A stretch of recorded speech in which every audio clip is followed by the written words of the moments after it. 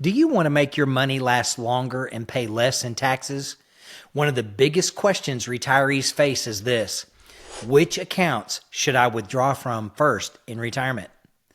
If you get this wrong, you could run out of money too soon, or worse, end up paying way more in taxes than necessary. So in this video, I'm going to break down the best withdrawal strategy step by step so you can maximize your income, minimize your taxes, and keep your retirement savings working for you. I want to preface this video by saying not everyone's situation will be able to follow this strategy to a T, but if you can, it is a great strategy for retirement income withdrawals. Hey, and stick around to the end because I'll also reveal a big mistake many retirees make that could cost them thousands of dollars. My name is Brad Pistole, and I'm a retirement income certified professional who helps people retire not only all over the Ozarks, but all over this great country. If you enjoy my videos and want to see if we'd be a good fit to work together, please reach out to my office at the contact information on your screen. Now let's get started with step number 1. Withdraw from taxable accounts first. Here you go. What is a taxable account? Well, it's things like regular brokerage accounts, savings and checking accounts, CDs and money market accounts. Why should you start here? Because you only pay capital gains tax, which is lower than income tax. You can avoid triggering higher taxes on your Social Security or Medicare surcharges. You can give your tax-deferred and tax-free accounts more time to grow by using these accounts first. So let's use an example. Let's say you need $50,000 per year in retirement income. Instead of pulling from your IRA and paying ordinary income tax, you could sell some stocks from your brokerage account, pay lower capital gains tax, and let your IRA continue compounding tax deferred. Using a taxable brokerage account can be a great way to control your taxes because you can potentially make withdrawals and supplement your income without having any tax liability at all if you employ the right strategies. But once your taxable accounts start to run low, it's time to move to the next step. Step number 2, withdraw from tax-deferred accounts, things like IRAs and 403Bs and 401Ks. So again, here's a list of those type of tax-deferred accounts. You have traditional IRAs, traditional 401Ks or 403Bs, TSPs, also known as thrift savings plans. So why would you want to wait to withdraw from these accounts? Because every single dollar you take out of these type of accounts is taxed at ordinary income, which means you want to keep withdrawals as low as possible to avoid jumping into a higher tax bracket. Here is a strategy to consider. While you're in your 60s, withdraw just enough from a tax-deferred account to stay in a lower tax bracket. If you retire before RMDs kick in at age 73, use this time to do Roth conversions. I'll touch more on this later. Be mindful of Social Security taxes. Too much income from your IRA can cause more of your Social Security benefit to be taxed.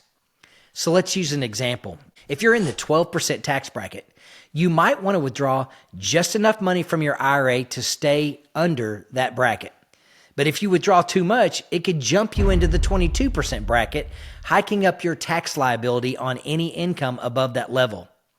And once you hit age 73, the IRS forces you to start taking required minimum distributions, known as RMDs.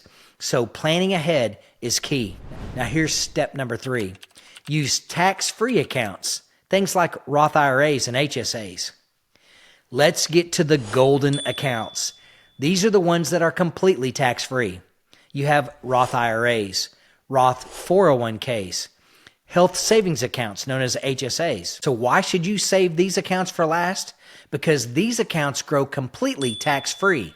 So the longer you can compound the growth on these type of accounts, the more they can serve you in your later years when your expenses could be gnarly. Here's another strategy to consider. Use your Roth IRAs later in retirement to avoid big tax jumps when required minimum distributions start. Use HSA funds tax-free for your medical expenses. Let's use an example. If you need $20,000 to cover expenses and you don't want to push yourself into a higher tax bracket, you can take it from your Roth IRA completely tax-free. This flexibility is a game changer in retirement tax planning. One thing many people don't talk about is the ease of having your income come from your Roths later in life.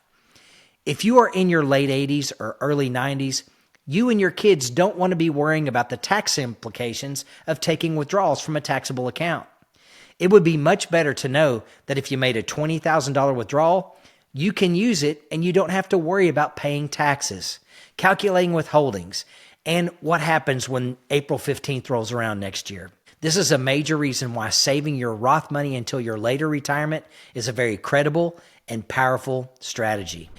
Now let's talk about the big retirement tax mistake to avoid. It's a big one. Ignoring Roth conversions before your RMDs start. Here's what happens. Many retirees wait until age 73 to start taking money from their 401k or IRA, and then suddenly they're forced to take huge required minimum distributions known as RMDs, and their tax bill goes through the roof. So here's the way to fix this. Between your retirement start date and age 73, consider doing Roth conversions while you're still in a lower tax bracket. Here's an example. If you have a $1 million account in your 401k and you wait until age 73, your first required minimum distribution could be well over $40,000, all taxable. But if you slowly convert some of that money into a Roth IRA in your 60s, you reduce your future RMDs and pay less in taxes over time. A little planning now can save you tens of thousands of dollars later. You might be asking, but what if I have a pension? Well, if you're lucky enough to have a pension, where should you fit that into your overall withdrawal strategy? If your pension covers most of your expenses, you might delay Social Security and get a bigger benefit for later. If your pension pushes you into a higher tax bracket, be careful when withdrawing this money from tax-deferred accounts. You don't want to pay more taxes than necessary. Pensions are great, but they require very careful consideration with all other sources of income. Let's sum this all up and put this all together. Number one, start with taxable accounts first: savings, brokerage, and CDs. Number two, move to tax-deferred accounts like IRAs, 401ks, but be mindful of your tax brackets. Number three, save Roth IRAs and HSAs for last, tax-free withdrawals when you need them. Number four, use Roth conversions before age 73 to lower future RMDs and taxes.